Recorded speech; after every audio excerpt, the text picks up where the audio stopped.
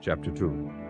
Therefore we ought to give the more earnest heed to the things which we have heard, lest at any time we should let them slip.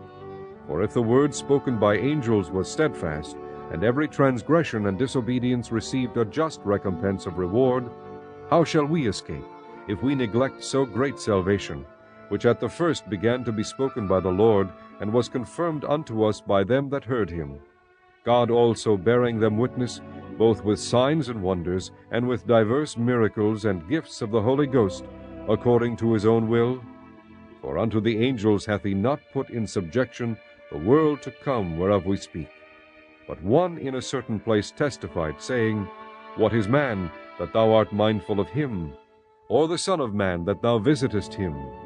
Thou madest him a little lower than the angels, thou crownedst him with glory and honor, and didst set him over the works of thy hands. Thou hast put all things in subjection under his feet. For in that he put all in subjection under him, he left nothing that is not put under him.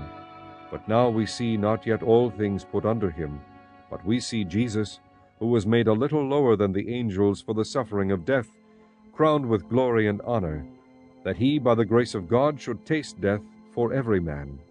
For it became him, for whom are all things, and by whom are all things, in bringing many sons unto glory, to make the captain of their salvation perfect through sufferings. For both he that sanctifieth and they who are sanctified are all of one. For which cause he is not ashamed to call them brethren, saying, I will declare thy name unto my brethren.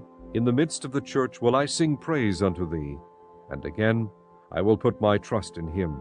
And again, behold, I and the children which God hath given me.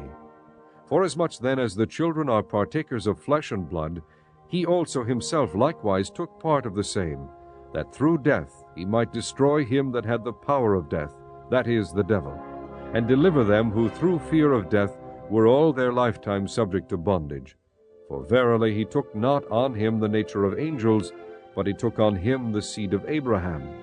Wherefore in all things it behoved him to be made like unto his brethren, that he might be a merciful and faithful high priest in things pertaining to God, to make reconciliation for the sins of the people. For in that he himself hath suffered, being tempted, he is able to succor them that are tempted.